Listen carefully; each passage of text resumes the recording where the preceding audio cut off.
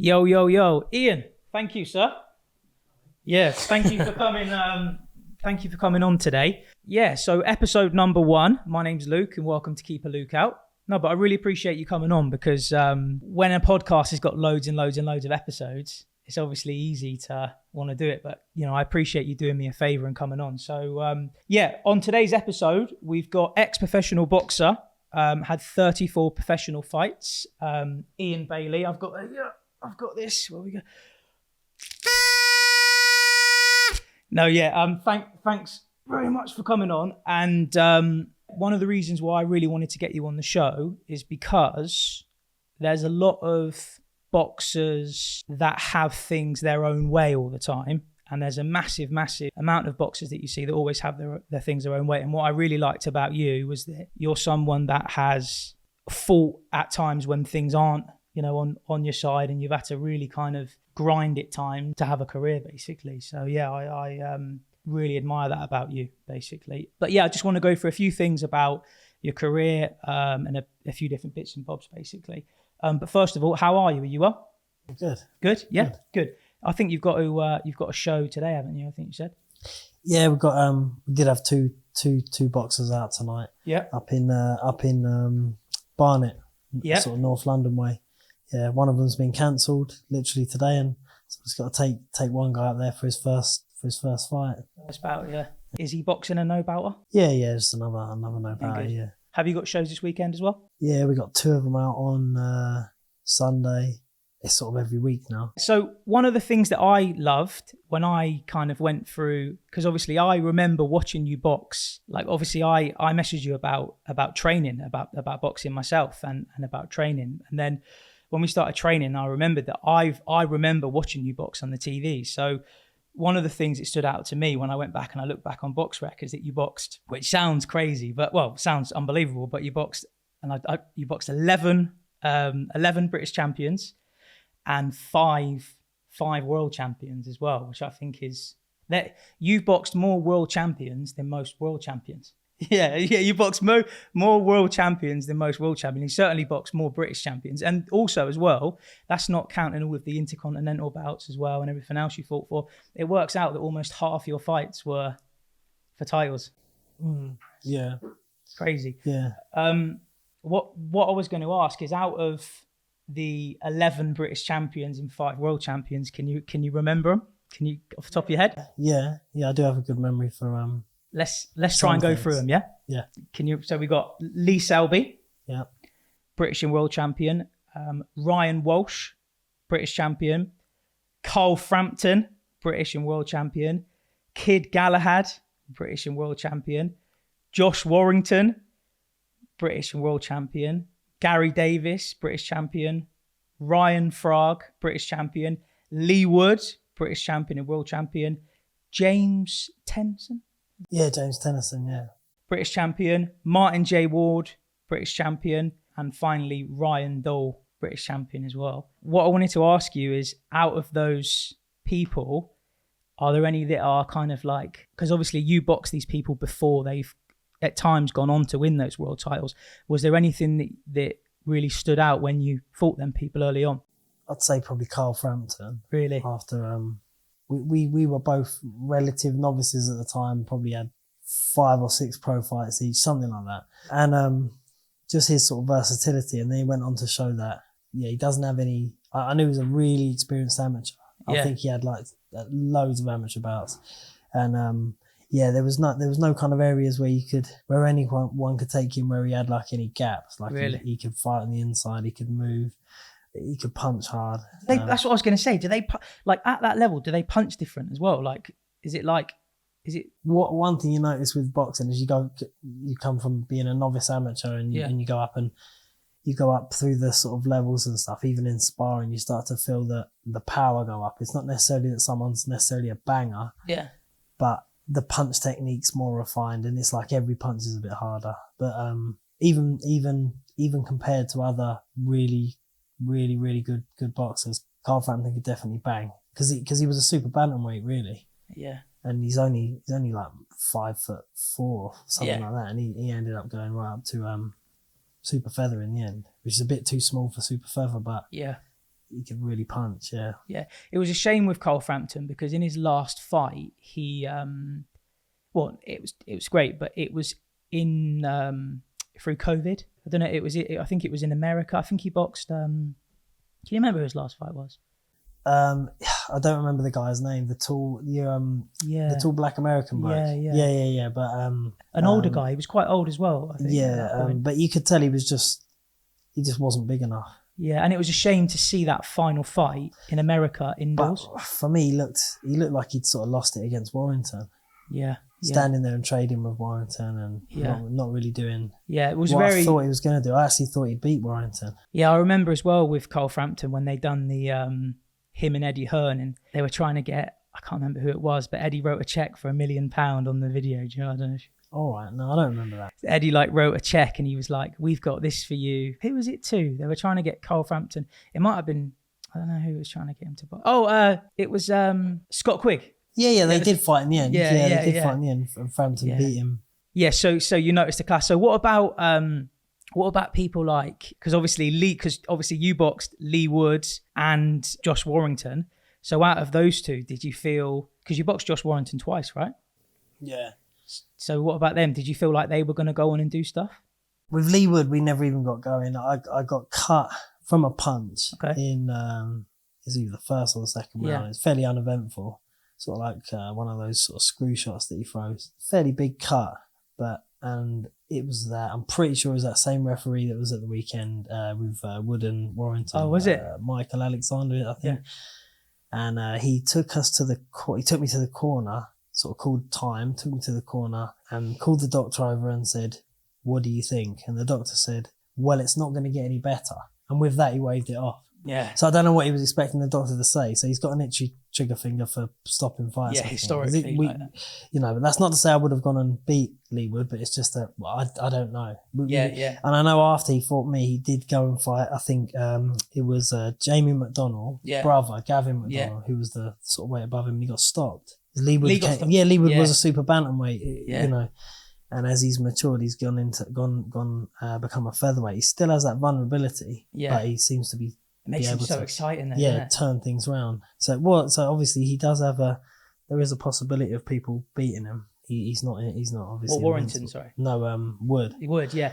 What about Warrington? When you fought him, did he improve a lot from that first fight to that second fight? Because the first fight we just did a 4-rounder. That was just a quick, really, really. For me, like I was never a ticket seller. I didn't sell barely any tickets, and I was never interested in doing all that stuff anyway. So I just wanted to take any fights that come along. I wasn't what you'd call a journeyman in terms of going there just for the money. No, you were there to win. Yeah. Yeah, but the odds are always against you and stuff. I think that one was like a week's notice or something. Yeah. Went up there and it was just like, lost on points over 4 rounds. But the second time was with some notice. Yeah. It was in 2013. It was for the English title, and that would have been Warrington's kind of first sort of big one. I think he was 21, 22 years old then. Yeah. And I'd won the Southern Area title the year before, so I was sort of at a decent championship level. And I trained really hard for that fight, and I couldn't believe how he was just staying with me. He wasn't super fit. I've been picked off and things like that by people before, but it was just, he was doing basic stuff. It's crazy to think. I can't get, sometimes like when I think about it, and you think about the caliber of opponents, like I just think you've got such a unique perspective on boxing. I find it fascinating. But yeah, so was this when Josh Warrington did he still have a job at this point? Because I remember I think he was some kind of like he's either a dentist or a dental technician or something like that. Yeah. And he probably, because he was managed by a guy called Steve Woods, and he may still be managed by Steve Woods.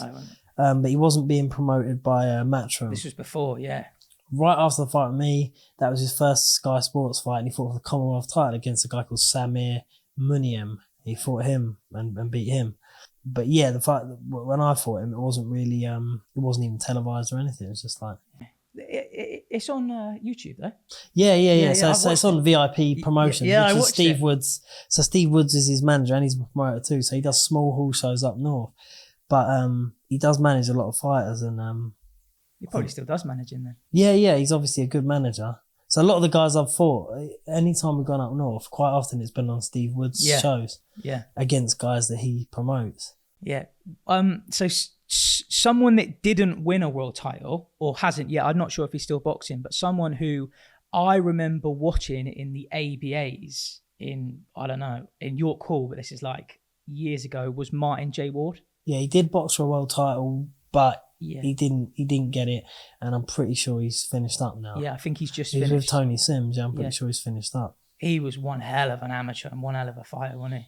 Yeah, he was very good. I mean, our fight wasn't great. It ended with a clash of heads in the first or second. Yeah, in the second round, I think it was. Yeah. Yeah, but again, do you feel like, again with him, can you see that he must have improved because he? So you didn't feel as much. Yeah, I know Maxie Hughes has gone on to do really well since then, but at the time when he fought Martin J. Ward twice, and in the first one, Martin J. Ward didn't look great, but he was relatively young, I suppose. He must have improved a lot. But obviously, I'd heard at the time he was a brilliant amateur. Yeah. My coach at the time, Brian O'Shaughnessy, he knew him from the amateurs and said about him. Yeah, so he definitely, because he was game. He was just so game in the amateurs. I think he was just like so fit. Yeah, and he's technically very good. So a massive upset you caused. I remember watching this live against Lewis Pettit, and I remember. So I used to box for Nemesis ABC, and the club's shut down now. Or I think when all the boys turned pro, I think the bloke that run it kind of didn't carry it on. But that was one hell of an upset. I remember that, and I remember I think Steve Bunce was doing the commentary in that. Yeah. For me, that was like a perfect example of where, and Lewis was great. I mean, I used to look at him like a god, because I was at the amateur club, and obviously, they were so tough, but you feel like some of them hard fights to kind of really put you in good, I don't know what the word is, like good stead. Yeah. For that fight. But that was like a real battle, and then you kind of obviously come out on top with it. But how did that kind of, how did that fight feel? Yeah, that was really good. That was probably the best. That's probably the best I've ever felt. You were strong. Leading up to a fight, just mentally, everything was really good. Did you get more notice for that? Yeah. So there were fights where I did have notice, but not many. No, but I'm just saying for that particular one, we had a good. I think I probably knew about it 7 weeks out, 8 weeks out, and I was always fit anyway, so I'd always stay relatively. I'm still fit now, but so we did 6 weeks like hard training for that. He was a novice pro, just like me, really. Most people win the fight for a Southern Area title, something like that. He'd had less than 10, and I'd had probably 12 or something like that. I thought you'd had a little bit more than 12, but I'm not sure. But it wasn't. But you'd had harder fights. Yeah, you had already boxed. I'd probably been fighting more often than him, or I mean, I was a bit older than him. I think it was 27. Yeah, 26, 27. What was he? 23. He was young, maybe he's 21, 22. But that was good. We got good preparation, and it must have felt good to win. I think, and someone like Lewis, he went on to a certain point, but he didn't get as far as someone like Warrington or Frampton, and those are the people that I could always beat people like him. Yeah, exactly. I just couldn't beat the best people. Who can though, right? That's the people that point. are going to be. And we know in this country, if you're a British champion, you're pretty much world class. Yeah. So we've got such a good level of fighters in this country. We know that whoever wins out of Azeez and Buatsi is then like world or close to it. The best fighters in this country are likely to be able to win European titles and therefore be world class. So I've never. Yeah, I never got to the point where I could beat world class people, but someone like Lewis, I don't think. He was a good prospect though. Oh yeah, he was, because he was with iBox and he was like a big, and he was in the camp when someone called Sam something was still boxing. Do you remember he won a British title? They had a guy who won a British title in there. I may know what you mean. I may know who you mean. Yeah. But that was that was a great win. Yeah. So when I went through it, obviously I was buzzing about the just about the quality of the people that you boxed. What did you think about this weekend's fight against Josh and Lee? Did you feel like was that what you thought would happen or? No, I thought Warrington was going to beat him. I don't agree with I don't agree with the stoppage really, but the ref's under enough pressure and they just got to make a decision. I think Warrington's corner and him, because they were already stood up on the side of the ring because the bell had gone. Yeah. And because they're stood there, if they thought that the ref was going to do that, they would have physically turned him round to face the ref, and then he would have been allowed to take his, but the ref saw it from a different perspective and stopped it. And I think, but then he may have got finished off in the next round. I think Lee Wood was in a position where he was getting worn down, and with him it was more like he needs to land a certain punch, whereas Warrington just needs to stay in it. But I feel like Warrington's punch resistance may have gone down a bit. Yeah, because he got stopped in the pandemic. Yeah. Well, that guy was a horrific puncher. Really awkward. Yeah. Lara. Really awkward. And but I thought it was brilliant how Lee went southpaw, because he switches, doesn't he? And then he threw a right hook over the top. And what I loved, talking like I'm bloody, I mean, I watch a lot of boxing, but I'm not saying I could technically do it, you know what I mean? But he was able to throw the right hook, and then he stepped back, looked at him, and then went, and then exploded. And I feel like so many boxers, they throw the shot and then they spoil their work. But he took that little step back, and I just thought it's so class. One thing he can do, Lee Wood, that's better than kind of, I suppose, most people in the world, is the way he kind of angles his punches to suit how the opponent is. Like with that Conlan fight. Yeah. Conlan's a southpaw. He was kind of, it's normally fairly hard to hurt a southpaw with a left hook. But as you probably know, you box yourself to the body, I mean. Yeah. And he was angling it downwards as Conlan's leaning to his left to kind of, get out of the way of all those left hooks. Angling it downwards, still getting into the body. And I just thought really creative kind of... he's special. Way that he kind of changes the angles of things. And with Warrington, it's going to be when Warrington rips those body shots in and those right hooks and stuff, and just putting that right hook downwards a little bit really made it take a much greater effect. And I feel that if they box, because apparently they might fight again. I don't know if they're going to, but they probably Josh said they might. Josh said they might fight again. I think if they fight again, Lee stops him again. Personally, possibly. I mean, Josh Warrington looks like over the last kind of 5 years, whatever. His chin's not... He looks more muscular, like he's become more explosive. Like he was never. If you look back at his fights back in his early 20s, he wasn't a puncher. No. He barely had any stoppages. Yeah, I remember. When he's feather-fisted. Yeah. But now he can punch hard. Yeah. And if you look at his upper body, his lats and his shoulders, he's got bigger. So maybe he can't fight in the way that he used to fight, where he's just non-stop. Yeah. Just because he's got more muscle mass. Yeah. So maybe he's become more explosive and worked on that, and really that's Lee Wood's game. Not doing too much and then exploding is more like that's that kind of style. So yeah, but if he was able to just grind away at him, stay disciplined and not try and be too snappy and not try and hurt him, maybe he could grind him down. But yeah, I think if he takes the same approach to this time, where he keeps doing these explosive bursts, that's what Lee Wood can work off. Yeah. What do you think of Ben Davison as a coach? Well, I don't know him personally. I mean, just from what you see, like. Yeah, I mean, if you look at it in a correlational way, he must be really good. He's associated with a lot of world champions. I mean, correlation doesn't mean cause, so I don't know. He must have something, but it's which fighter? So he was with Josh Taylor. He did a bit with Tyson Fury. I'm thinking of the highest profile guys he's worked with. Well, Lee Wood's the best example. He's been working with Lee Wood for a long time, but not since the beginning of his career. Yeah, but I feel like he had massive. How long's he been with Lee Wood for? 4 years, 3 years. He's had a massive impact on. Joshua might be. Apparently, Joshua's been training with. Well, Joshua has been training with him, but I seen an interview the other day where someone was saying. Don't be surprised. I mean, sure, maybe not, but don't be surprised if Joshua ends up with Ben Davison. Yeah, I mean, every coaches have different qualities, different abilities. I think. Do you remember when Freddie Roach had, Pacquiao, and he had at the time, I think it was something like 9 active world champions in his gym. Amir Khan. Yeah, Amir Khan was there at the time, but it was just load of Mexicans. Yeah, but you don't know whether it was because Freddie Roach was a genius or whether it was that. Gets the talent. Yeah, having a couple of people in there and then the rest of them come because of that. I don't know. I mean, Ben Davison must be good at what he does. Perhaps more of a tactician than a coach, which isn't to say that. Billy Joe Saunders for a very short time though, wasn't it? It was like one fight or something. Yeah. And the same with Fury. It's strange. And even working with Devin Haney, Yeah. for that. Maybe Okay. just one fight, but maybe he's a really good tactician. Yeah. Because he's really young as well. Yeah, and he watches. He's like in his very early 30s, I think. Yeah, and he watches a lot of. I think he watches a lot of tape on people and stuff. Like that.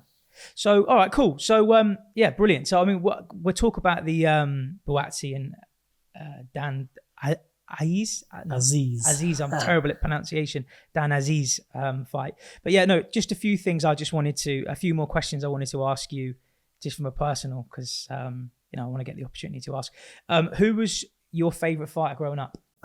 Favorite fighter to watch was I watched Prince Nazim when I was very young. Probably 10 years old or something. On ITV on the Big Fight Live, and I remember watching him and just not even seeing him as a boxer, because the stuff he was doing was just sort of, especially when I didn't really know the context. So I didn't know how much better he was than the people he was fighting. And then we know he went up and fought Kevin Kelly, and he's got some Naz up there. Yeah. So in his unfortunately the fights he's most known for, he met his match with Barrera. Kevin Kelly gave him a lot of trouble. Smoke your boots. Yeah, but at domestic level, he was just messing people around.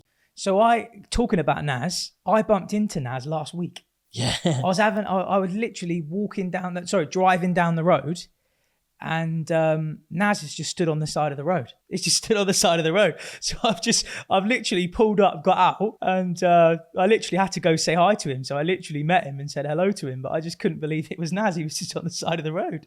So Naz was your, would you say? No, I just liked him. But my favourite fighter to watch was Arturo Gatti. Yeah. Used to love, I had the full, so by the time I started boxing properly, I was about sort of 18 years old.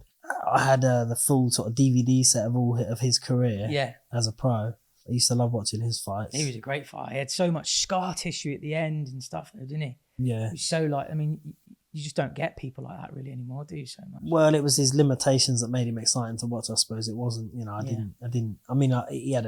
he was a world champion, but he had flaws, defensive flaws and brilliant left hook, but obviously kind of relied on that. At the level he was at, it's not to say that he couldn't have, if he... Yeah, he's boxing at the higher level. Everyone can look good at their, that's obviously you had lots of wins and lots of successes, but also that's why I admire you, that everybody wants to box when the cards are in their favor. Yeah. And me, I had amateur fights, but, I never boxed anyone that went on to do anything or any good, and that's what you see about these YouTube boxers and stuff, they're boxing people where it's so stacked in their favor, and it takes a completely different type of, I was 18 and I boxed like a few 30-year-olds, which now seems crazy. Me boxing an 18-year-old seems mad. Yeah. But they weren't good. They were like builders and just like normal people, so it's like, but yeah, that's what I admire so much about you, that you box. It's such a, you constantly box them great people, because you could have easily gone down a level and you'd have an 80% win record or a 90% win record. For me, if you turn pro, it's the same now. In some ways it's got a little bit harder and all that stuff for the ticket sales side of things. But when you turn pro, I was told this by my manager, Johnny Eames at the time, was really honest. He said, "Can you sell tickets?" And I didn't understand it all. So I said, what a ticket, yeah. Because in the amateurs, you don't have to do that. And my coach in the amateurs didn't know about that. You might have 3 people come watch you. Yeah, but you don't have to sell tickets. And I just said, "What do you mean?" He said, "Look, Frank Warren, at the time, Matchroom weren't really as big. It was Frank Warren and Frank Maloney, now Kelly Maloney." So he said, can you sell 100 tickets? I said, "Of course. 100 tickets? Fucking 100 tickets. No way." And he said, "Well, no promoter's going to be interested in it." Yeah. So you either don't fight or you have to fight on the road. You have to fight what gets offered to you, but then they're all going to be away fights in the blue corner. And so I wanted to be a professional boxer. So by the time I turned pro, I'd already had she's my wife now, but at the time we'd already had my daughter. So I needed to find money. Need some money, yeah. So I can't leave the house every day saying I'm a professional boxer to her and not bring home any money. Yeah. So when the fights got offered, I just had to take them. So, but I wanted to take them because then at least you know how good you are, Yeah, I feel like you're built in a way that I just think most people I've met aren't built like you, where you're just kind of like, get on with it. That's just the way you are. You get on with things. You don't feel sorry for yourself. You just crack on. Yeah, well, if it's a case of giving up boxing or you're in, or just fighting people, then you just got to fight them. And the majority of people probably, like a lot of boxers, probably don't do the sport for the right reasons. No, they probably do it because they want to be famous or something. And they want to have fans and all this business, you know. And then you got people that do it for the right, like someone like Carl Froch. You see what he did at world level and just fought everyone. Yeah. Whenever he says some of these things and people say he's arrogant, I have to remind them, watching him on ITV4 delayed when Sky had spent all their money on David Haye and Amir Khan, and he was our only reigning world champion at the time. Yeah. That's why he has got a little bit but I put you in chip on his shoulder. I put you in that hard bastard group though. That's in my mind. You're like not as much skill as some of these people. But Carl Froch is a perfect example of that. And, you know, he's a really unique type of person who actually went on to also, you know, get the big fights and etc. and all that. But like that type of thought process of like, we're having it. This is what he calls it on the cobbles. That's why Carl Froch, one of the few people you can respect. When he comes out and says someone's a coward, or when he comes out and says that guy bottled it, he never bottled it from anyone. Never. So you can never say about Carl Froch, well, you don't know what it's like. Like, he does, because he's fought. Like the Super Six was something that's never happened before. Oh, it was unbelievable. Never happened since. We know back in the 1950s, that was the way it was done anyway. You had to fight the best. But these days, that was the only time. And the Ali Trophy, that was nothing like it, because you had the top seeds, and then you had some kind of also rams thrown in there, like Yildirim and, you know, even Eubank Jr. He wasn't at the time one of the top. He suffered with nerves as well, you know, Carl Froch. I've heard him say loads of times. So I've heard it. I know for a fact he used to suffer really bad with nerves. So it wasn't like he was a super confident character, and like, I think he had to be dragged out the changing room a few times in amateur fights. Probably. Literally, I think he was quite known for being a very nervous boxer. And I think until he became a pro, he didn't really gain that confidence. Did you were you a nervous boxer? No, I mean, no. Obviously, I've had some performance anxiety when it's been a fight that's meant a lot to me. Yeah. But no, I've never suffered from nerves, but that's not necessarily a good thing. Well, yeah, in terms of because you can get caught cold and stuff like that. Yeah. But when you say you've never suffered with nerves, I mean, do you so for example, a night before a fight, you just go asleep? No, not if I wasn't able to eat and drink and all that stuff. I've had it, especially some of these short notice fights. I had one before where, and there's a little bit of an elephant in the room in boxing with the board of control and things like that. I know there's a boxer called Tyler Goodjohn a while back. He's a English champion, good boxer, retired now. He got his license. I don't know if he got a fine, but he had his license taken off him because he spoke about making weight. Really? Yeah. But they don't want to look bad, do they? I don't know why it makes them look bad. Yeah. So one night I had to sleep. I slept in it sounds stupid, sounds weird, but I slept in a bath of lukewarm water, and I was just drifting off, kind of waking up. I mean, obviously they assume somehow that boxers walk around a couple of pounds above their fighting weight, but obviously, they know you don't, innit? But anytime when you say to people, right, you weigh in 24 hours before the fight, and you've got to get to this weight, that we're not going to try and be as big as possible. So yeah, it's hard. So no, definitely, but it wasn't because of nerves. The fact I didn't sleep was if I was struggling to make the weight. Yeah, yeah. Do you feel that? So like in terms of, obviously you've got amateur, you've got professional boxing. Do you feel that if you are just an overly so let's just say you're a really talented amateur, super talented amateur, you know, whatever, super slick, but you can't get your nerves in order. Do you feel like in terms of having a career in boxing, being able to control their nerves is like because I feel like you're a unique person in terms of, I don't feel like you'd get very nervous about anything. So, you know, whereas other people, nerves. I get anxiety for other things like crowded rooms. Yeah, really. Things like that, but not podcasts. Not so much about this because it's a one-on-one type thing. But certain things I get nervous about, but not fighting, not any kind of fighting. So when you're in there, you feel like you're built for it. Yeah, but I feel that some of the most talented people are the ones that are going to get the most nervous. I think as they go through it, the expectations build up on them from within and without. So there's going to be people out there going, "You're good." Oh, you're like, we've got a couple of kids at the gym. Well, we've got 3 that are all talented. One of them's had lots of amateur fights, and the other 2 are kind of relative novices, and they work with sports psychologists. Two of them. Wow. 2 of the boys, the gym pays for the psychologist. The other one, luckily, his dad happens to know someone, and she's a kind of really good psychologist. She works with him. But yeah, one of the lads, he's had 4 fights, only four wins. He's really, really talented heavyweight, only 16 years old, but yeah, just really suffers with nerves badly. I've heard about this lad, by the way. Yeah, and the other boy, it's the same thing. These is like 2 weeks before a fight, and it's only, you'd think it wasn't such a big deal. It's an amateur fight. It's not on TV, and it's not. No, but it's their everything. When I was boxing as an amateur, it was my everything. Yeah, I used to get myself in like all, and that's why I keep going back to just admiring about how relaxed you are, because that's like, for me, that's such an envy. I'm so envious of that quality. I can sympathise with them. Love to learn. I can sympathise with them without kind of being able to put myself in their shoes, because I don't.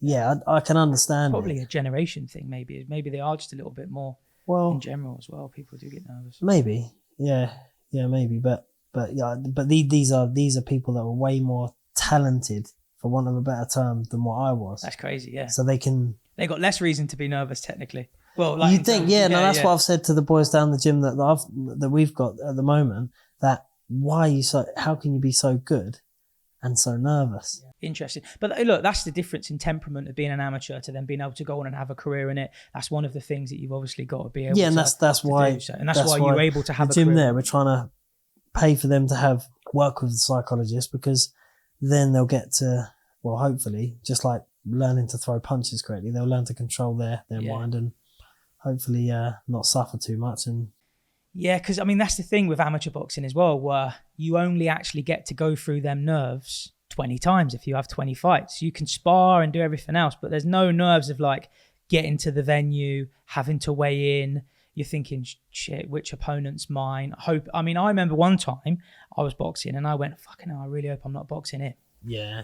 And then I was boxing him in 2 hours, and my ass just, I actually won that bout, but I remember, being absolutely terrified, but yeah, fair play with the nerves. So a few more questions. So what was the hardest spar you ever had?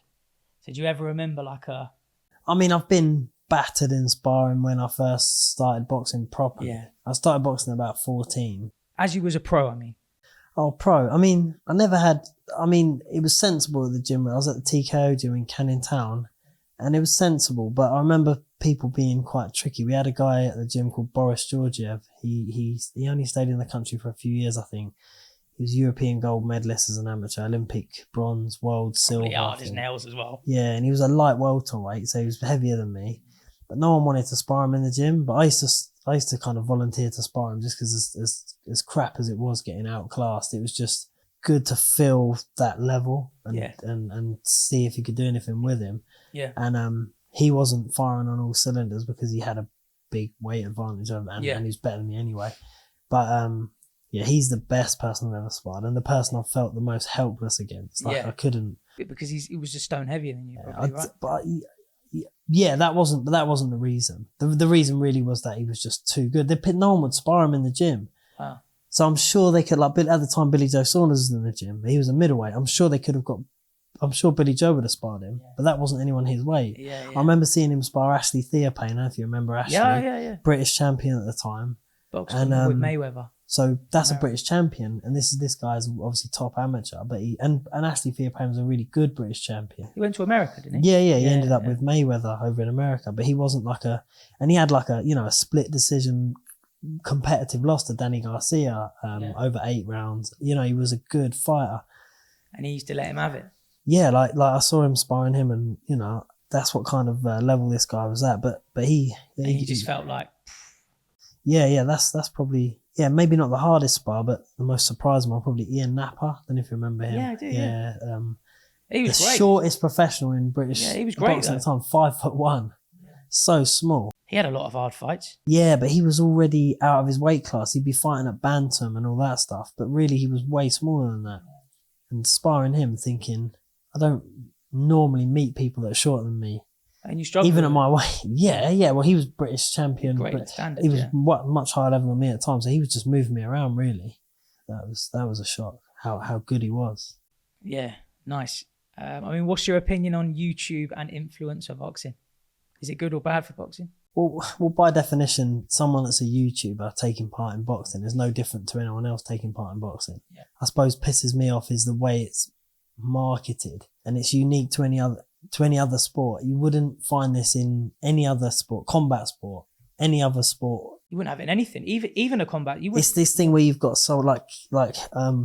KSI. You obviously know they're fighting. Obviously, you know they're. Yeah, but I saw someone showed me it on Instagram, or maybe sent it to me. I can't remember, and it was him saying that he feels so confident right now. I can't remember who's he fighting. Tommy Fury. Yeah. He feels so confident right now in the build up to his fight with Tommy Fury because of his sparring, his preparation, and all that stuff. And you can imagine the level he's been sparring at. Yeah. That he could beat. He feels he could beat, and he started listing. Yeah. He named Artur Beterbiev. I don't know. I was kind of going in and out of consciousness through shock, like hearing this stuff, and that kind of stuff pisses me off because I think we're in a time now where people can just feel like, and these are role models to young people. Oh, they're their idols. You can just say what you want and you don't have to back it up. And then this kind of stuff, like some people think it's a bit of a reach to say this, but this kind of stuff, I think, sometimes manifests itself in the behaviour that I see from some of these young boys that are in the gym. Yeah, they'll say things like, I'm going to do this to you, I'm going to do that. And it's like, mate, you're half his size. You see it filtered down. You're going to get beaten up. You're going to get hurt if you keep talking like this. And like, I just think it's bad.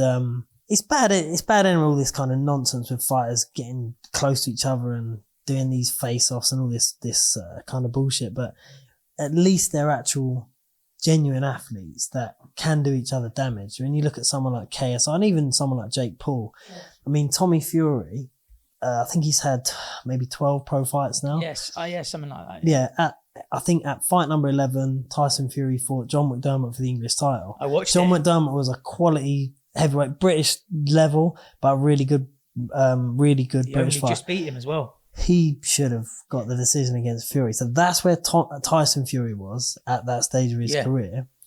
When you look at even, so Tommy Fury's it's not really a pro that's going to go on and win a British title or anything like that. He's not going to, he's Dan Azeez's weight. If you put Tommy Fury in with Dan Azeez, Dan's an animal. The fight wouldn't even be approved. No, yeah.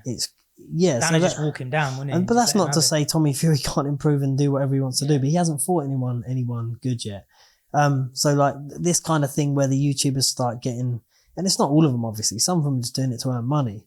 And KSI can earn money, Jake Paul can earn money, but when they insist on being registered as professional boxers and he says things like picking on KSI constantly, it's my legacy and all this business, it kind of just I think I think it's when you have, because these guys have got like tens and tens of millions, they are balling out of, like they are literally crazy.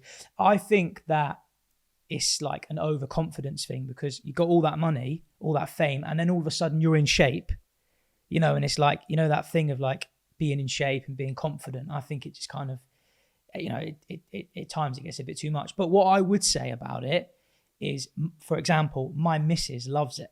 Like my brother loves it. They've never watched, but I watch boxing every Saturday. I've watched boxing every Saturday since I've been 14.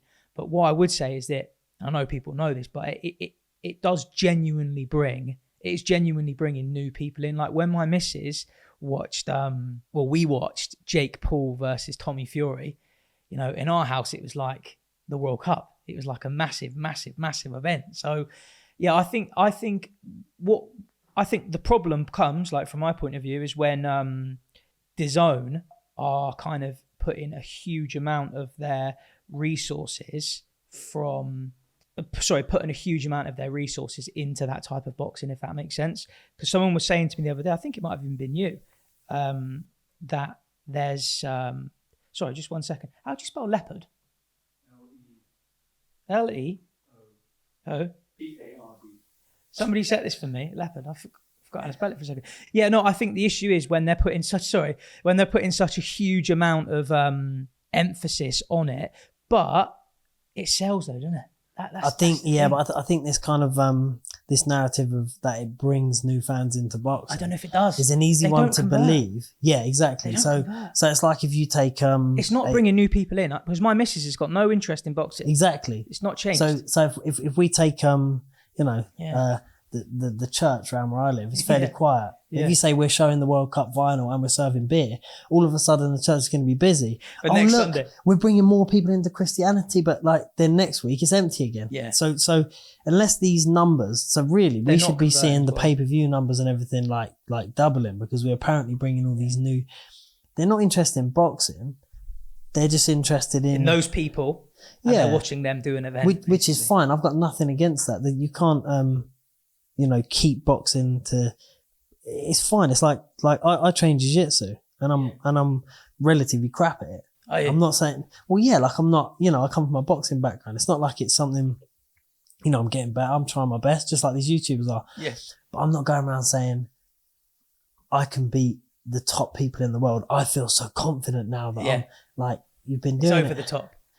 Yeah, just kind of, and sometimes it kind of dilutes people's appreciation of genuine skill 100%. and mastery of something. Yeah, 100%. Yeah, like you can imagine this, like somebody, like imagine you at your prime, and then KSI. You can imagine some like 14-year-old kid going, "Oh, KSI would beat you." And it's just like, mate.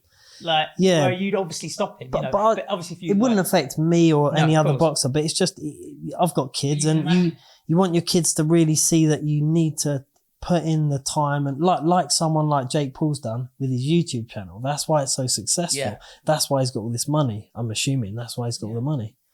With boxing, it's like a kind of, it's something he's passionate about, and he's going to get to a certain level. If you want to be a boxer, a really, really good boxer or a really good martial artist in general, you have to devote your whole life to it. You can't start when you're in your mid-20s and then, unless you've been in some other athletic pursuit up to that point.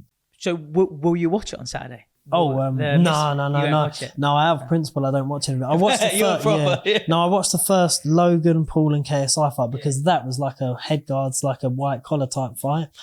But then they got licensed, I think, in America as professionals. Yeah. And at that point, it's like the Andrew Flintoff one. I didn't watch that because I didn't agree with that. Like, why didn't he just?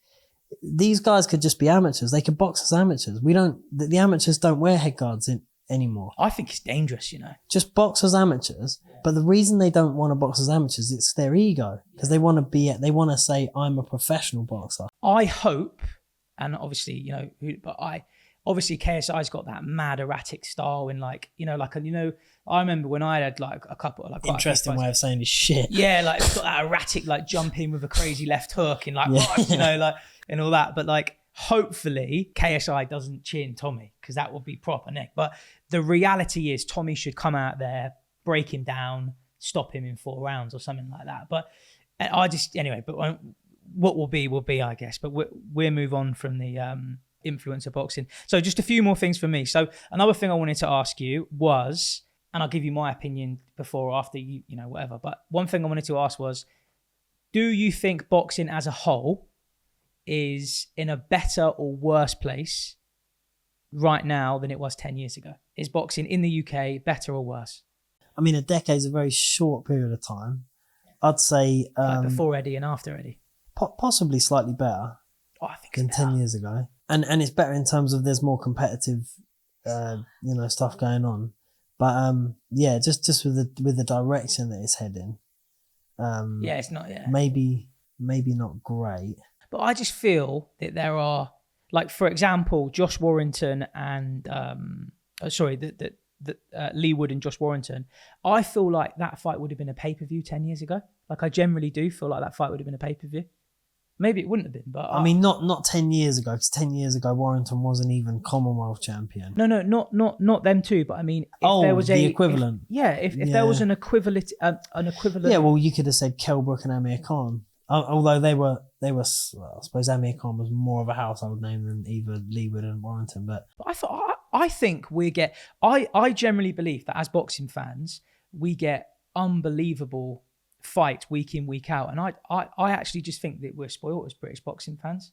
I really do. But then I speak to people like yourself, and I spoke to a lot of people like yourself. Well, I mean, you thought it was better, but a lot of people that I have spoke to, they say, boxing's in the gutter. Well, boxing's crap. Yeah, I mean, I don't know if it's, but I mean, 10 years, I could say, it's not great. 10 years ago, I would have said that. I mean, it's the lack of a governing body that forces fighters to fight each other that you have in every other sport that exists. Every other sport. There's not a tennis player that can just... It's the promoters just running the show, basically. It's the promoters and the fighters. Yeah. It's not just the promoters. Like that UFC fighter, Darren Till, he was doing an interview, I don't know, years ago, and he was just saying, I'm sure it was him saying it, he was quite outspoken, he was just saying, these fighters are, why don't they just fight? It's up to them when they fight. And it is. He hadn't had a fight in a long time, mind. No, but, yeah, but I don't follow the UFC really, but it was a good point. Because everyone always blames the promoters, including the fighters. They'll say, get it on. Yeah, they don't kind of say it in a negative way, but somebody like, say, if Anthony Joshua's interviewed, when are you going to fight Wilder? He goes, well, we'll sit down with Eddie and we'll look at, and it's kind of like putting the onus on him. Yeah. Whereas the question was, when do you, like, kind of it's, you could, when do you want to fight Wilder? When are you going to fight Wilder? But you can't leave it to the fighters. They're not going to want to do it. There needs to be a governing body that says, but it's so hard when there's so many different promoters and stuff like that. That's why the UFC is so appealing. Smashed it. It's not going to last for long though, because you've got the One Championship if you follow that. Watch it. And that's numerically more popular than UFC. So once they've got bigger audiences, because in the East, but it still counts as views and all that stuff. And so that may not be long before they start really competing for the American audience. They start nicking a few of the American fighters. But they're not, don't they do, as One Championship, do MMA as well? Yeah, their main thing's MMA. So they have a cage. They do other stuff too. They do Muay Thai, they do grappling. And there was a big one recently. Yeah, so they're kind of, but that just means they've got more covered and they can... Once them two, if they start competing with each other, then you've got another box then. Yeah. You've got, he's split. He's the One champion, and now he's the UFC champion. Like WBA, WBC. Yeah, when Anthony Joshua was WBA champion, I think Deontay Wilder wasn't even in the top 10 rankings for the WBA. Trevor Nelson was number one. At the time, I didn't know who that guy was. Yeah. I think Louis Ortiz was like ranked number 8 or something, and it was like, Tyson Fury. Yeah, Fury and Wilder, I don't think they're in at the time when, so it was like, come on. Yeah, I get it. So let's talk about the big man then, the man himself, Tyson Fury. Do you think he'll beat Usyk? I think he could beat Usyk, but I think it's a much harder fight than a lot of people are saying. I think Usyk's got the kind of tools that he could use to beat Fury. He's obviously everyone knows he's fast. His movement's really good. I don't think people realise how hard it is to lean on someone and use your weight when they're moving like that. Like much lightweight Lomachenko, he's already up at a weight class above where he should be because he just looks for the big fights. But you don't see people roughing him up and leaning on top of him because of that lateral movement. And I think it'd be the same with Usyk. Really? Yeah. Unless he can get hold of him. Yeah, which is what he's got to try and do. He weighs 19 stone, doesn't he, Fury? He's really big and really tall, so the physics of that is just hard to deal with every time he falls over the top of him. How old is Usyk? 35, 36? He's put something like that, mid-30s. None of them are though, and a lot of the heavyweights peak in their mid-30s anyway these days. Yeah. Does Fury like southpaws? He boxed Otto Wallin. Is it Otto Wallin? Sorry, I can terrible pronunciation. I nightmare, don't think Fury cares too much about whether someone's an orthodox. I mean, I don't think so. He's just really adaptable. So you think you think he'll win? I don't know, but I wouldn't bet. I wouldn't bet either way. Yeah. I think Usyk could beat him. Really? Yeah, and I really think that. Yeah, I think Usyk could beat him. I really think that Anthony Joshua.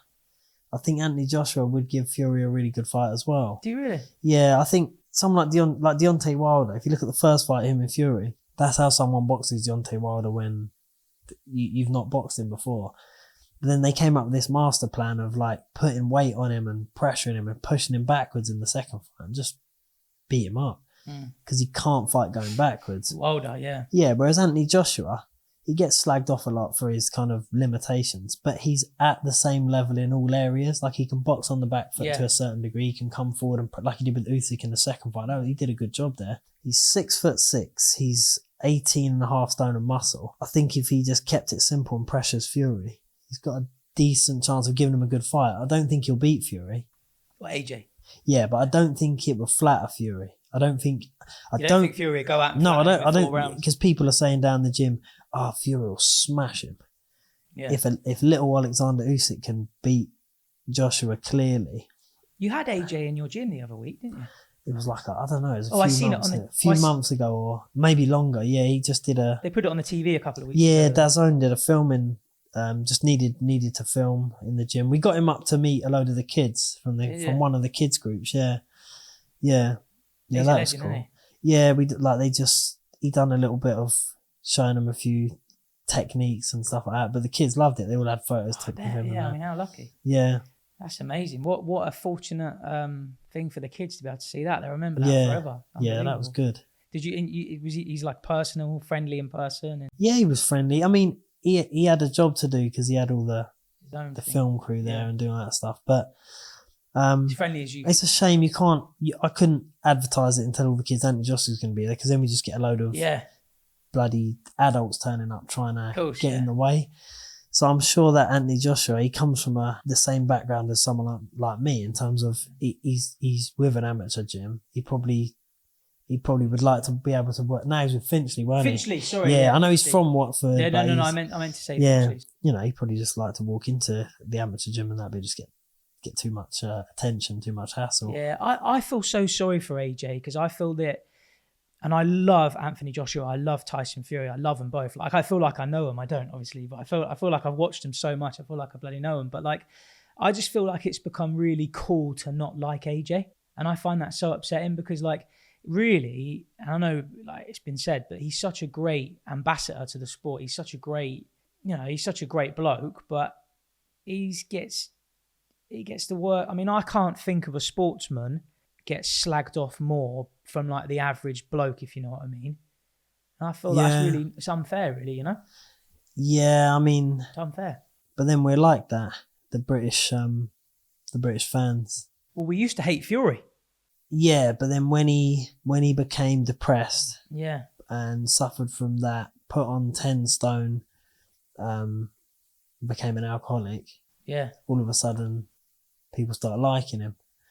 And it's like, like with Anthony Joshua, because he gave it everything in the second Usyk fight, but came up short. Yeah. You know, that will start turning people around. They might start getting on his side. And then if he fought Fury now, probably find that Joshua would be the one that people would probably back, because and that document. Joshua, what did you say? They probably back Joshua because people just go with who they like, don't they? And not in terms of winning necessarily. But in terms of wanting, like Frank Bruno was a hero in the 90s, despite the fact he wasn't going to be able to beat people like Witherspoon, Tyson, and the guys of that era that were just, and the guys that were coming up like Holyfield and Riddick Bowe, and he wasn't going to beat those guys, but it was the fact that he wasn't quite. Whereas Joshua, they tried to market him as a little bit of but I want to see people. I want to see people get behind Fury as well. But I want to see people get behind AJ as well, and because he has said some controversial things that have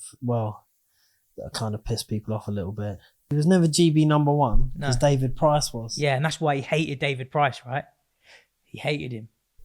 He lost to David Price in the amateurs, yeah. Really, yeah. Yeah. As a pro, though, he was 18 at the time, I think, so it wasn't like he was at his best. He turned pro at 18. Do you remember that interview when he goes, "You stiff, like I'm going to do you in," It's before he was media trained. He had no experience. Like, he had a blue hat on. Do you remember? I think he referred to Tony Bellew as his gay lover. Yeah, that was it. Yeah. I was at that show in Blue Water. That show was in Blue Water, and Chris Eubank Jr. was fighting on it. Oh, really? I think Chris Eubank Jr. Must have been Chris Eubank. No, it was James DeGale, maybe. No. No, I think it was Chris Eubank. It was one of Chris Eubank's early fights, and Fury was there just watching, basically. Oh, right. But that was when people hated Fury then. Really didn't like. Fury was almost like a laughing, like a laughing stock back then a little bit. People didn't, because this was before David Price got beat. This was when David Price was the golden boy. Before Tony Thompson started. David Price was looked at as the next Lennox Lewis at the time, because he was going through the domestic guys fairly easy, but then they made that mistake, put him in with Tony Thompson, and then for some reason put him straight back in with him again, which I don't know why they did that. He was beaten comprehensively the first time. He needs to go back to the drawing board, sort of like they did with AJ when he got beat by Ruiz. Similar Yeah, thing. mate. Then they went back to the drawing board, never worked learned, on did they? things. Yeah, with AJ they did. They came and did a safety first kind of performance, stayed away from him, got it done. Oh, sorry, with Ruiz. Sorry, I thought I was talking about Usyk.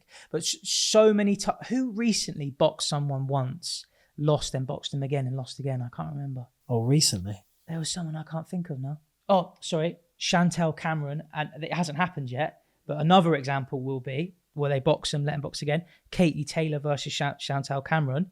They're boxing again soon. Chantel Cameron is going to beat Katie Taylor again, I think. Yeah, well, especially with the women's boxing where it's, you know, it's still relatively threadbare for the amount of kind of people at the top level. Yeah. So they're kind of, you know, it's not that easy to find opponents where you're going to make the same money. Yeah, but Katie could ultimately not. But I suppose she wants to. Yeah, I guess she wants to. And also she'll think she can win, of course, right? So yeah. Katie Taylor will fit. But yeah, no, I think they do that all the time with boxing where they put them back in and so often they get beat again. It's almost worth betting on that, like on an algorithm where when someone loses once, you back them to lose again. Yeah, so we've got Katie Taylor fight coming up. We've got another good one, Joe Cordina's boxing in November. We got Josh Buatsi, Dan Azeez. What do we think on that one? Who do we think will win that? Buatsi and Azeez. Yeah, so Buatsi and Azeez, yeah. It's I've not heard it supported by many, but I think Azeez is going to win. Yeah, because that's because it's like it's that trade in the game. I just think Azeez is really good. I've seen him in the gym and everything, over the years.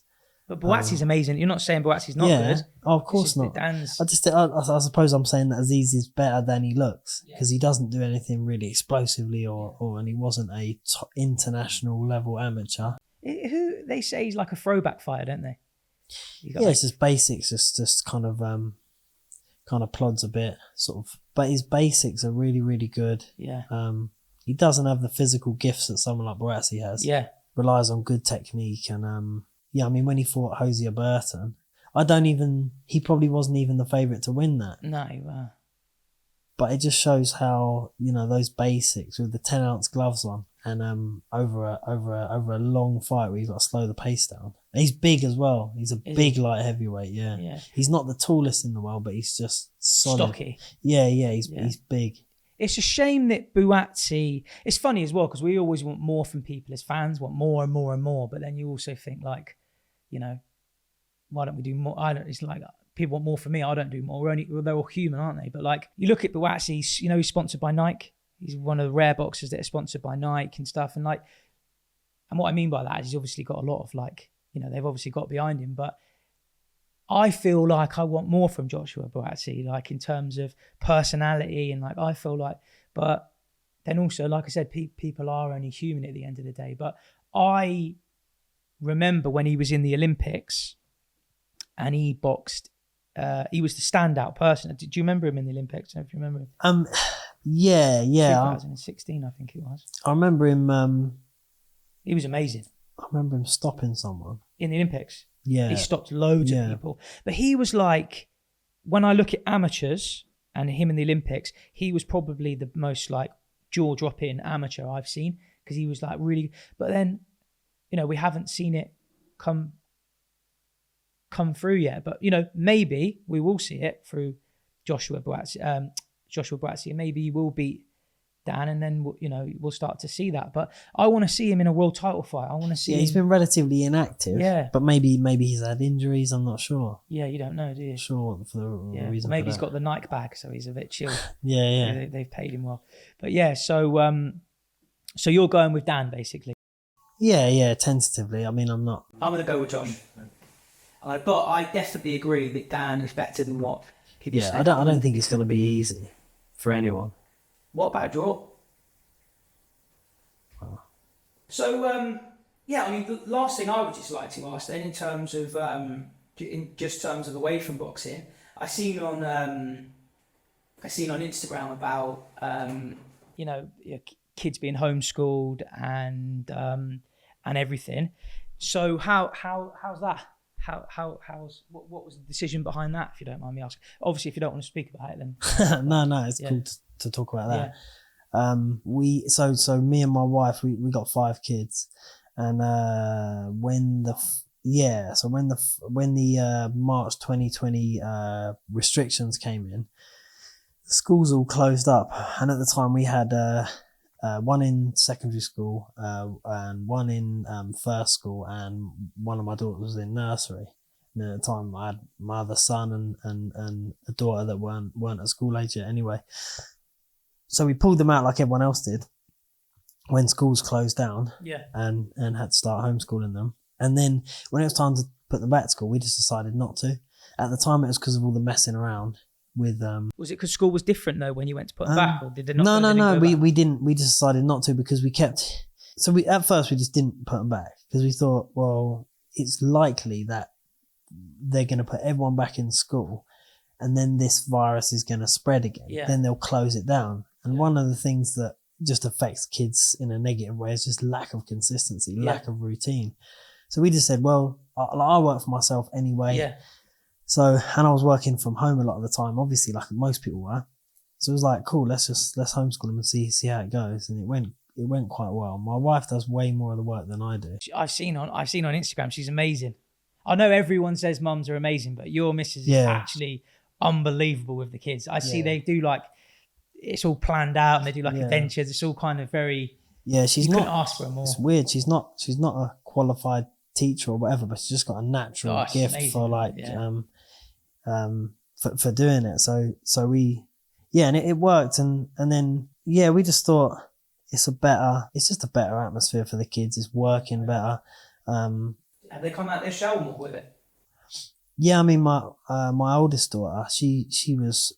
Just you could just tell straight away happier, wasn't biting her nails and stuff, wasn't anxious all the time. And because it's a really unhealthy environment for its secondary school when you think about it. If you go back to when you was in secondary school. Of course, because they're in secondary school. I thought No, one of them was. One of them, but she, there's like 1,000 kids in secondary school, and your class will be 30 kids. Yeah. You got another class next door of 30 kids, and then it's not healthy. Yeah, you can tell she's definitely a natural with the kids.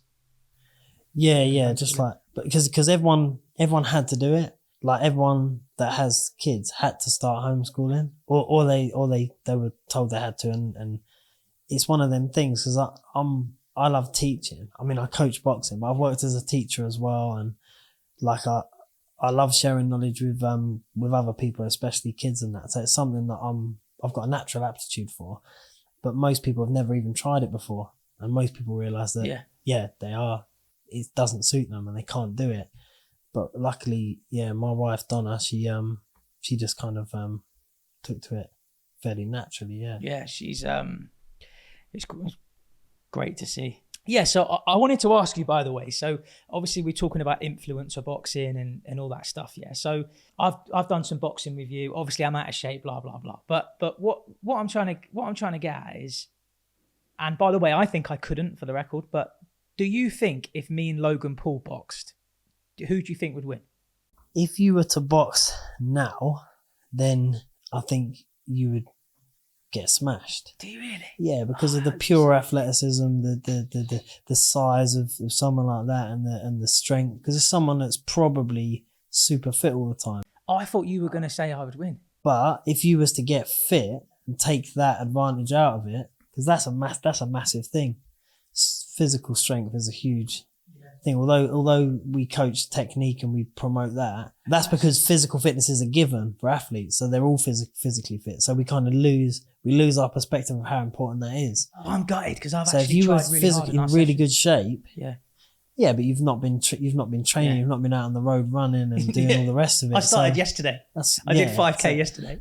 So if you were doing all that and then you gave it kind of 6 months time and you're fully fit and everything like that, then you should be able to outbox him without too much problems. Because the point I'm trying to get is with that as well is like, obviously I'm not saying I'm a great boxer, blah blah blah, but I had 3 kickboxing fights, 1 white collar fight, and 7 amateur fights. So I've had 11 fights, yeah. But I should have had a lot more because it's off and on, whatever. But like, at what point are these guys not boxers? Because they are boxers. I've never said that they're not boxers. I've never said they're not boxers. KSI's probably had about 7 fights now. How many fights has KSI had? I don't know, Yeah. Oh, he's definitely a boxer. 7? Yeah. He's definitely a boxer. You think he'd stop you in 2 rounds or 1 round? You know, I can drive a car, and I've done go-karting. You're not Hamilton. Yeah, but I'm not Lewis Hamilton. No. And I can't go, I feel so good about my recent, go-karting I did with my mates, and I beat all of them. Yeah. I think I'd be able to beat Lewis Hamilton. Yeah. That's just, there's obviously different levels to it, and there's a level I got to in boxing, and it's not good enough to compete with people like Carl Frampton, let alone people like Lomachenko. Yeah, I understand. You know what I mean? There's all these different levels so that's all it is for me. They're definitely boxers, and it's good that they're out there. Yeah, it's just levels. Taking part. But yeah, you've got to just be real about, what level you're at. And yeah. So what's the plan with Fighters Republic? Is it 4, 5, how many years has it been an amateur club for now? Oh, Fighters Republic. So I've been coaching amateurs for like 18 years now. Yeah. Even when I was boxing as a pro, I was coaching. But with Fighters Republic. Fighters Republic, we basically Fighters Republic was started up in during lockdown. Yeah. And then we secured the premises at Thames Valley Athletic Centre, which is an amazing premises. Yeah. If anyone's local and you want to get fit and you want to get into boxing, get down there to Fighters Republic, because it's the best gym I've been to. Really nice place. Love it there. So we rented that area from TVAC, and we started November 2020. It's got a great feel to it down there. Yeah, it's nice. Yeah, I love it. It feels very homely. But what I love about it is it's not just a spitting sawdust boxing gym. So like, for example, I used to box for Malmesbury Amateur Boxing Club, another club I used to box for. And that is like the ultimate spitting sawdust boxing gym. Whereas at your place, there's a lot more sophistication to it. You know, you've got like drills on the wall, you've got the running track, you've got the weight section, you've got the footwork section.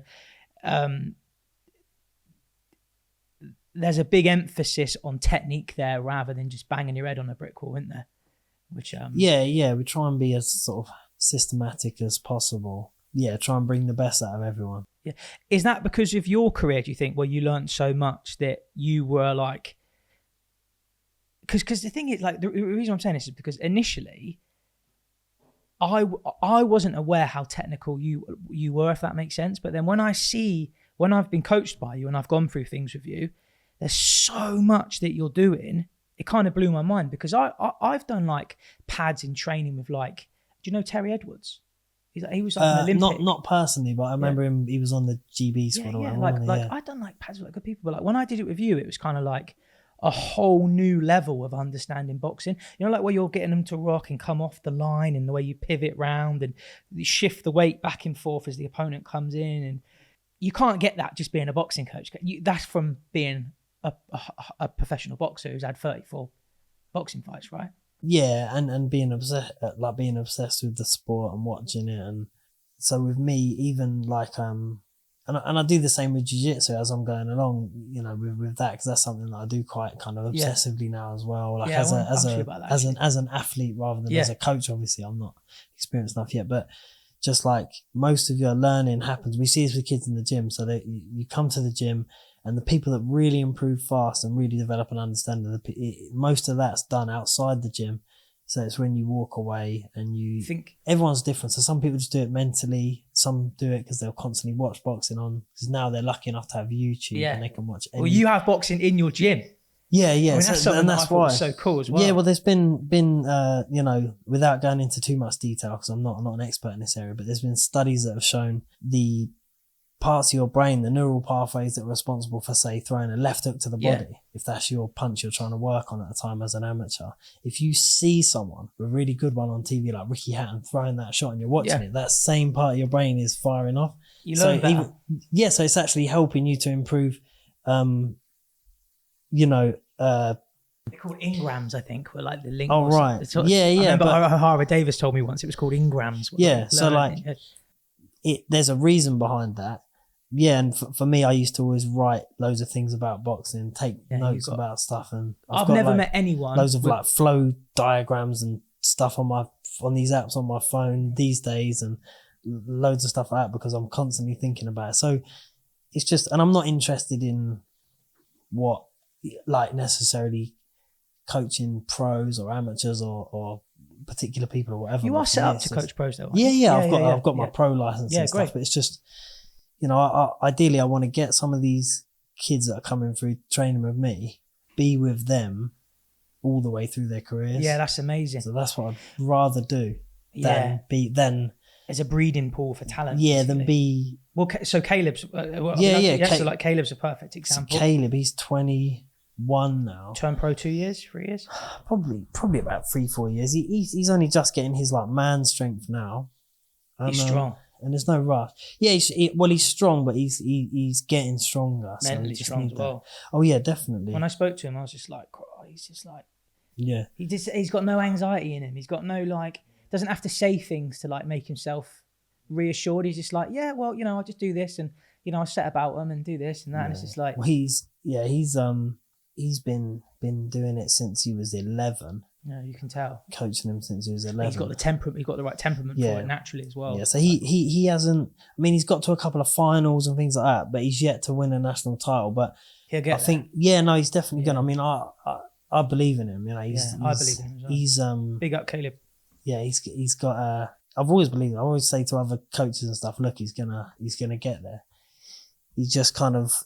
You know, we're just working on things. He's obsessed with boxing. He always has been since a kid. Like his mum phoned me up when I first started coaching and said, "Oh, he wants to come to the gym more. Can we do like personal sessions?" And I just thought, well, he's only 11-year-old kid. What's the point in charging him for like PTs and stuff? Yeah. I just said, well, nah, just let him come to the gym, hit the bags, do whatever he wants whenever he wants. And then literally like the next day, he's just there in the gym. And then since then, he's there every single day. In the old gym, I mean, this was like, 10 years ago now. Yeah. So in the old gym, and that's what he does. He's there every single day. And these days, to earn himself a living, he does like personal training. I've done a session with him. When that's it. Yeah, so he's great. He kind of like but. Do you know what is amazing as well? I said to him, I was like, oh, I really enjoy training with you. Maybe I'll do one with you and one with Ian. And he went, oh, I've got to focus on boxing. Yeah. He's like, the season's starting, I've got to focus on boxing. So he's like, just do both sessions a week with Ian. Because I was thinking like, it would be nice to maybe mix it up a little bit and do a session with him, session with you. And maybe like, I thought with him, he might beast me cardio. And then like with you, I'd do more of like a technical session, if you know what I mean. Yeah. So the plan is with Fighters Republic is to basically have it top level amateur club, you know, to keep developing it because it's still so early on. It's 5 years in, right? So most amateur clubs have been some amateur clubs like Repton have been around 100 years, haven't they? So keep developing the club, take the lads or the girls to a certain point. And then turn them pro and basically keep them. That's the dream, basically. That's the idea. That's the idea. Just build the infrastructure, build a bigger coaching team. Just be selective over who we have coaching there, so they're in it for the right reasons. Yeah, eventually, build a kind of like the Ingle Gym, where they're famous for having boxers there from an early age up to and a place like that shows that you don't need to call in a fancy American trainer to get the best out of a fighter. Well, they don't need to because their amateur coach has got so much knowledge. So it's a very unique situation because like I've seen amateur coaches that don't have that knowledge and actually... But there are pro coaches that don't have any knowledge either. Like that's why Chris Eubank Sr. called the modern coaches PE teachers. Yeah. Because there's so many of them. Yeah. Not that I'm in a position to say, because I haven't coached tons of pros or anything like that, but you can see a lot of them are just pad holders. From what I've seen with coaching, though, you are operating categorically at a different level when you're thinking about how an opponent should beat their opposition, if that makes sense. Like, from what I've seen, it's like, throw a jab, whereas you're like, well, let's see what they do, and I've noticed that with the sessions that we've done when I'm talking to you, there's a lot more thinking, and obviously now I'm like a bit older, I can imagine thinking. But when I was 12 or 15, the concept of that it was just throw as many punches as possible. And it's difficult in amateur boxing. When you're 15, you're going to be doing 3 2-minute rounds. Yeah. You do need to be technical, but you need to get on with it. So that's why sometimes with the amateurs, especially when you're a junior and you've got 6 minutes worth of work, and then you go schoolboys or schoolgirls, it's 1.5 minute rounds. I mean, there's not too much time for, wearing them down and kind of looking at kind of long-term things, you know, like there is in the pros.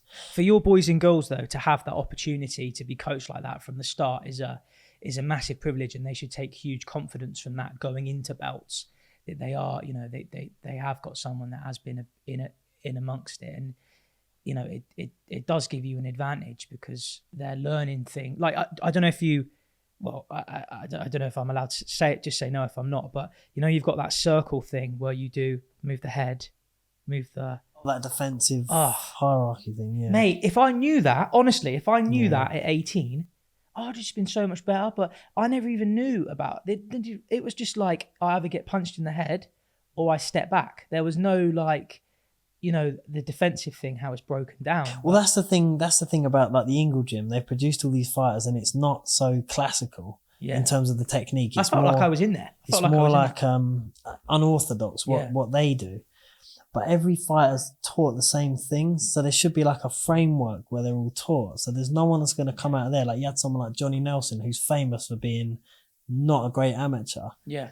He lost 14 of his first 15, apparently. Really, yeah. Like I didn't know the stats, but apparently. Yeah, but he's been taught a certain way. So there's someone with very little what you call natural talent doing almost the same as what Naz did, who's got like an amazing amount of natural talent. And I want a gym like that where kids come through and it's not just one guy that's like a Naz or a Ricky Hatton coming through and then or a Calzaghe. No, they've all got flair. Just want, you know, everyone to have that kind of that same framework of basics and also like an understanding of how it works. So hopefully they can then share that knowledge with the other people in the gym that are coming up, and hopefully we can create a production line. Yeah, well, you will. We got 4-year-old kids in the gym, you know, right up to adults. So hopefully we can keep working on it. I promise. Ian's got a boxing show tonight. He's got one of the boys on. He said to me, Luke, I'll do your podcast for you, mate, but I've got to be out by a certain time. I said, don't worry, I've got you, Ian. I'm gonna make sure you get out. So put my laptop down. So I'd want to make sure. Yeah. So let's wrap up then. First of all, thanks so much for coming down, mate. It's been good. Really appreciate it. And at this point, you've actually got more podcasting experience than me because this is my first one. So hopefully you can come back in the future.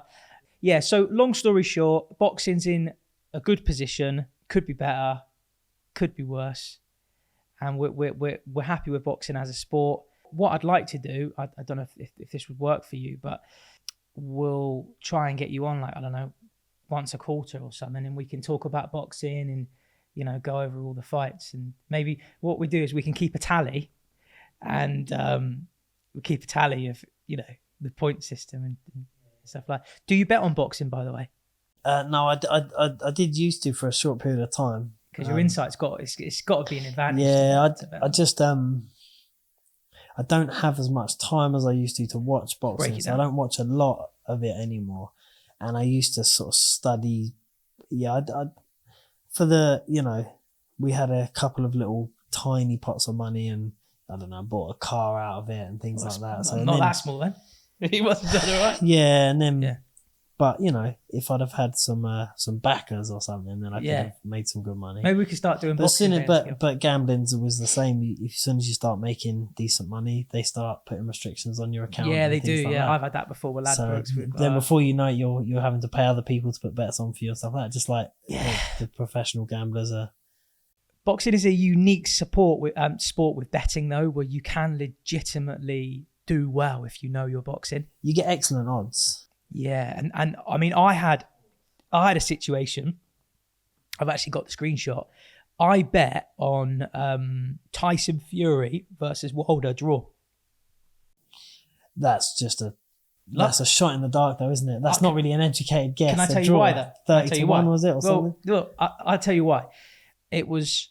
I thought that Fury would win in America. I thought that Wilder wouldn't stop him, and I thought that that they would rob Fury. So that, you know, that's why it was just I think 9 out of 10 referees would have stopped it. Yeah. Maybe they should have. I mean, he got up, so it's all good, I guess. But he was sparkoed though, wasn't he? Yeah, he was. He looked asleep for a couple of seconds. Yeah. That's what's interesting about the betting that you see, the sports betting you see Floyd Mayweather showing off about. So he used to put he probably still does. So it would say he's bet $150,000 on the Super Bowl or something, and he's got back. He's doubled it. It's 1-to-1, and he's won 300 grand. Yeah.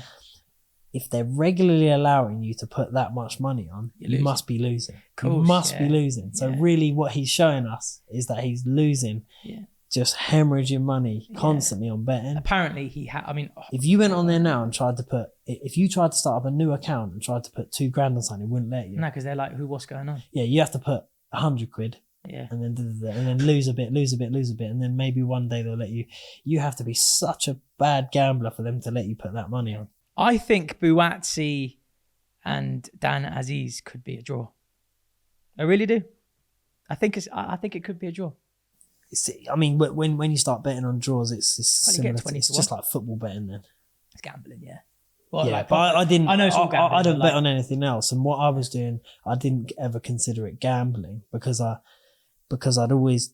It's an educated guess. It wasn't like bingo or lottery tickets and things like that, or sometimes Prize Fighter. That used to be a really good one. I was just about to bring Prize Fighter. Yeah, I used to be in the gym. You boxed in Prize Fighter. Yeah, I was a reserve on one, which I didn't fight on. I lost the coin toss. So the coin toss meant a minimum of 16 grand, and I lost the coin toss. I'm really desperate for money at the time as well. That was fucking horrible. Sorry to hear that. Like I just zoned out and walked away. Oh, it doesn't matter now. Yeah. But and the other one I lost in the first one against a really good, I forget his name, but he just went nowhere after that. Early on. That was early on for, what did you think of Prize Fighter? Yeah, I loved it. It was brilliant. Prize Fighter. It's gone because it doesn't make them big money. No, yeah. Can I tell you what I liked about Prize Fighter? Well, what I thought was good about Prize Fighter. Prize Fighter was the bridge between casual fans and boxing. Because, for example, my granddad, he's not a big boxing fan, but he used to watch Prize Fighter.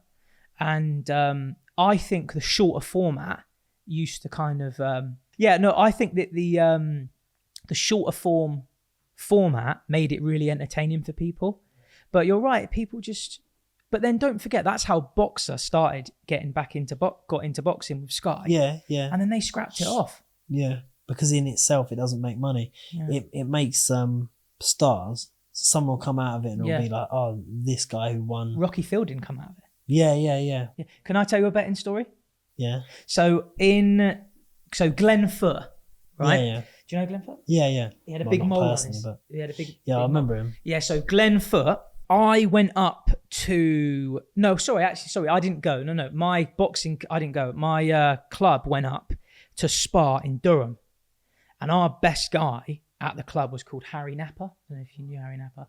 Really nice bloke. He's a firefighter now. Wicked. He was like our captain. And Harry was good. He had about 60 bouts or something. He's our best boxer that we had at the club. And Glenn Foot put it on him, from what I heard. And it was like Glenn Foot, they had a really good spar, basically. And anyway... Then Glenn turned pro, and I remember backing Glenn Foot in the Prize Fighter before it started, and I think I got about 20-1 or something like that. 20-1 or 16-1 maybe on Glenn Foot, something like that. And I put 250 quid on it. Yeah. My family were all watching it. We were all screaming in front of the TV, and he won it. But yeah, Prize Fighter was good, wasn't it? Yeah, I won a bit on Robert Lloyd Taylor. He's sort of not too far away from my area. Yeah. Anyway, and he was a reserve, and he went in. He was 8-1. Oh, on the prize. He was a reserve. Yeah, there's opportunities there. So you could earn a bit on the reserves. Patrick Mendy, he was a good, really, really good middleweight. He went in as a reserve and won it. So sometimes you get it on them. So you'd think, well, yeah. Yeah, and, but boxing's one of them unique sports where you can genuinely. I feel like it is possible to do well at betting on boxing, but obviously, like you said, they do cap you, and blah blah. Yeah, blah, there's blah, always blah. a limit as soon as you start winning. Yeah, and unless it's your full-time job. Well, I'm good luck for the show tonight. Is it a boy or a girl boxing? Oh boy, yeah, senior. Oh, sorry, you said, didn't you? Well, he's 20. He's 21. He's 21. Sorry, I remember you said now. His first bout's tonight. Yeah. We did have two of them on, but the other one's card got lost in the post, so that's it. I had to pull him out. Yeah, that's a shame. Well, I hope he boxes well. And your first bout. Oh, do you remember your first bout? Yeah, it was quite an easy. First amateur bout? Yeah, it was quite easy. Was Luckily it was easy. Yeah, it took about. The kid had all fancy gear on and stuff, and I just had my work trainers. You probably boxed someone that had 10 bouts in your first bout, didn't you? No, it was his first bout. Oh, was it? Oh, good. Yeah.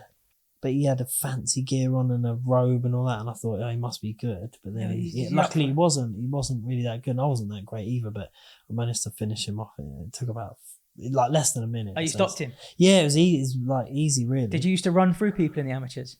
I had a few I won my first 9 and lost the 10th. Yeah, I lost the 10th because I was in the National Novice Championships.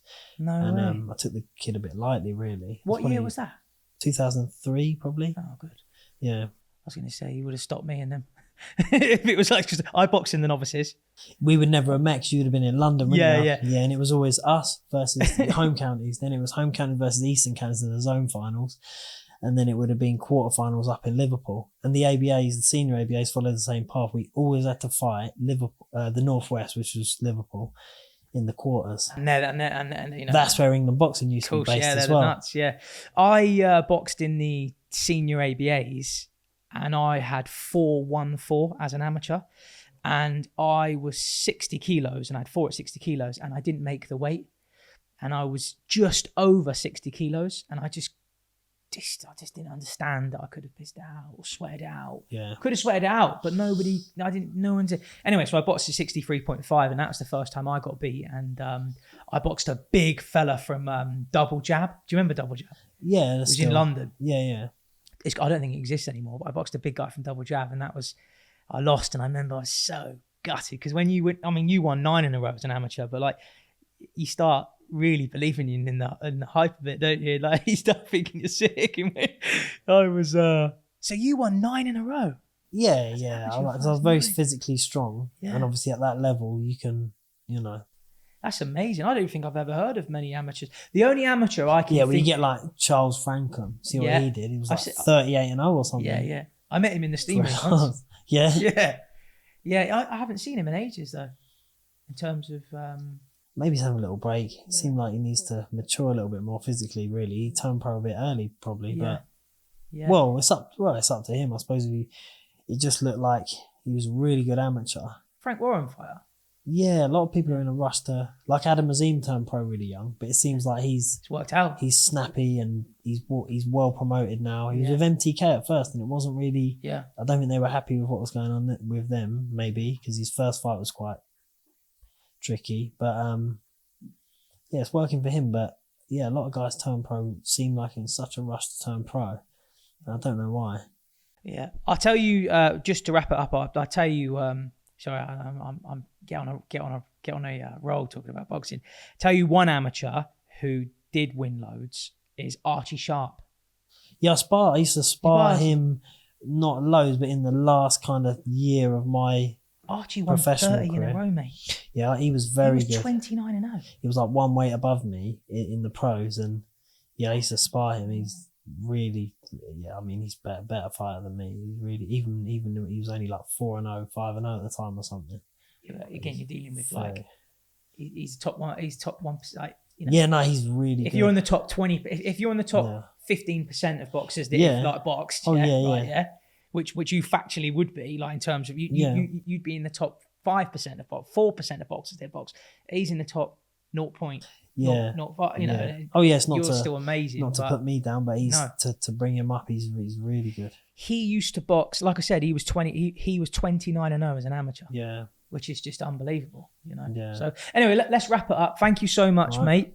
And I really appreciate you coming on today. Yeah, like I said, look forward to getting you on in the future. Thank you very much, guys. Thanks for watching Keep a Lookout. Thank you very much. Thanks a lot, mate.